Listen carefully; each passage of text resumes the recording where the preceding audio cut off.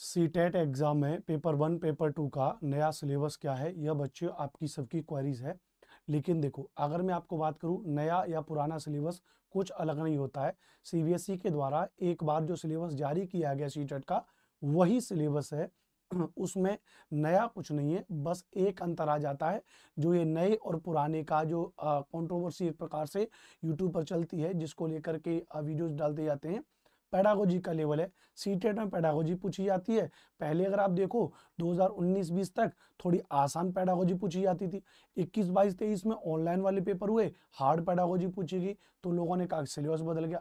2024 तक वो trend follow होता रहा। तो जाहिर सी बात है, जब कोई एग्जाम लगातार होगा तो उसकी कठिनाई स्तर में तो बढ़ोतरी होगी ही होगी, है ना।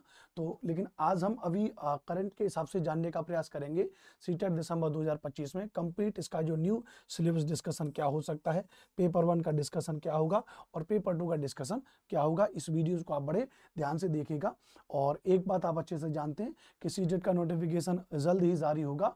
उसको लेकर के मैंने अनुपम भारद्वाज ने request for information CTET December 2025 notification and exam dates यह मेल किया है हमने टू ctet.cbse@nic.in, जो उनकी ऑफिशियल मेल आईडी है। और वहां पर मैंने उनसे सवाल भी पूछा है कि भैया सीटेट दिसंबर 2025 का नोटिफिकेशन कब जारी होगा, डेट बताइए, प्लस इस सेशन की एग्जाम डेट क्या होगी। तो आपके हित में मैं लगातार काम कर रहा हूं। आप हमारे इस चैनल को सब्सक्राइब जरूर कर लें। यह नया चैनल है सीटेट एसएसटी बाय अनुपम सर। इस पर बाकी की सभी सब्जेक्ट्स की क्लास पर्सनली आपको मुझसे पढ़ने को मिलेंगी। तो बात करते हैं ऑफिशियल सिलेबस के लिए हम जाते हैं। सीटेट का जो पिछले साल का ब्रोशर है, उस ब्रोशर के माध्यम से आपको बताएंगे जो फ्रेशर बच्चे हैं जो पहली बार सीटेट का पेपर दे रहे हैं, ये उनके लिए भी ज्यादा महत्वपूर्ण है। और जो पहले दे चुके हैं वो भी थोड़ा सा एक बार सिलेबस को गो थ्रू कर लेंगे, तो कोई दिक्कत वाली बात इसमें है नहीं, राइट। चलिए बढ़ जाते हैं थोड़ा सा आगे, पूरा ब्रोशर हम आप देख लेते हैं। हाँ, तो देखिए सबसे पहले आप यहाँ पे देखिए आ चुके हैं हम। सबसे पहले हम बात करेंगे पेपर 1 के बारे में, है ना। ये रहा आपका ऊपर पेपर 1। सबसे पहले अगर मैं बात यहाँ पर आपसे करूँ, यहाँ पर आपको दिख रहे होंगे, यहाँ पे आपसे सबसे पहले कह रहा है there will be 2 papers of CTET. CTET में कितने पेपर होते हैं? 2 पेपर होते हैं। पहला पेपर आपका होगा पेपर 1, और paper 1 will be for a person who intend to be a teacher for classes 1 to 5th के लिए। दूसरा होगा paper 2 will be for a person who intended to be a teacher for classes 6 to 8 के लिए, 1 से 5 के लिए और 6वीं से 8वीं के लिए। 2 प्रकार के सीटेट होते हैं। पहला जो पेपर है क्लासेस 1 to 5 प्राइमरी स्टेज कहा जाता है, ध्यान रखना।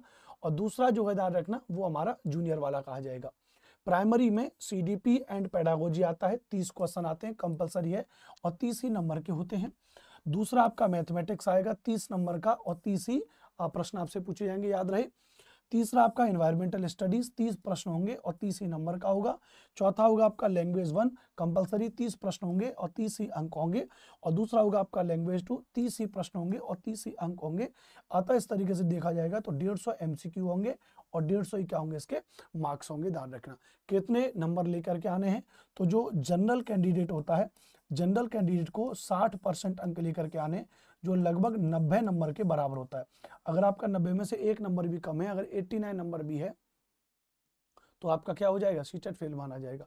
और अगर आप एससी एसटी या रिजर्व कैटेगरी से हैं, तो आपको वहां पे लगभग 55% अंक चाहिए, जो लगभग आपके 82.5 होता है। लेकिन 82 पे पेपर पास माना जाता है, ध्यान रखना। लेकिन आप कभी भी इस कट ऑफ वाली को ना देखें, आप प्रयास करेंगे 150 में से मुझे ऐसी तैयारी करनी चाहिए कि कम से कम 115, 120, 110 प्लस नंबर तो आने ही चाहिए। ये तो रहा पेपर 1 का सिलेबस।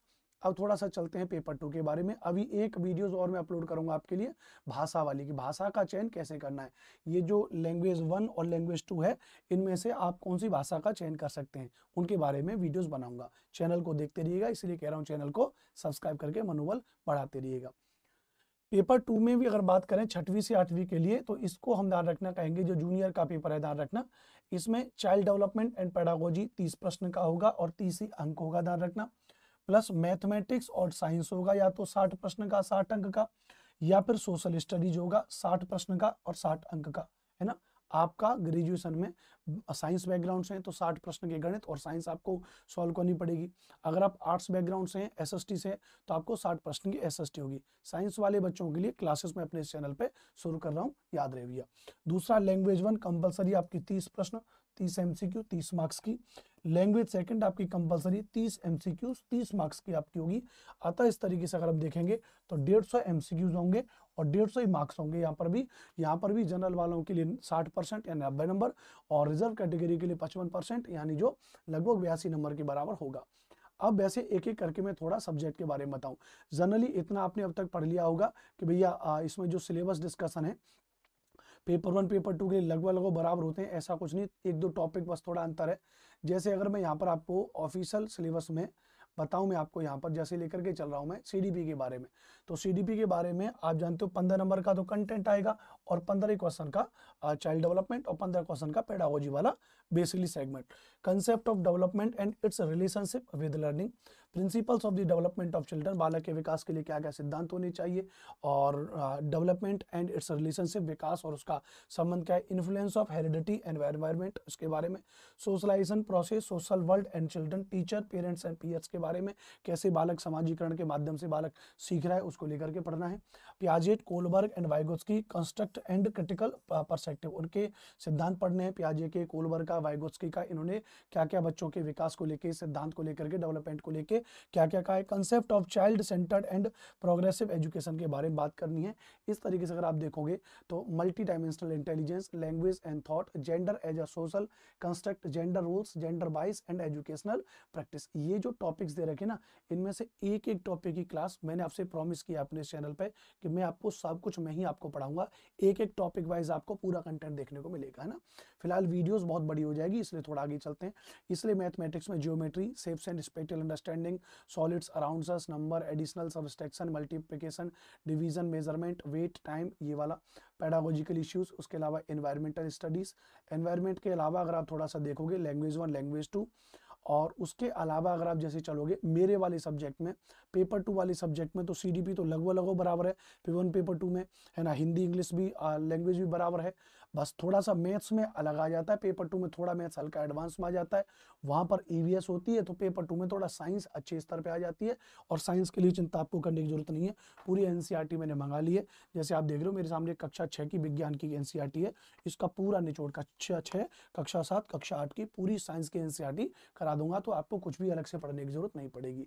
साथ ही साथ जो एसएसटी वाले बच्चे हैं वो तो अच्छे से पता है कि बीते 7-8 साल से मैं यही पढ़ा रहा हूँ एसएसटी जो 60 क्वेश्चन की आपकी, जिसमें 40 क्वेश्चन का कंटेंट और 20 क्वेश्चन का आपका पेडागोजी आ जाएगा।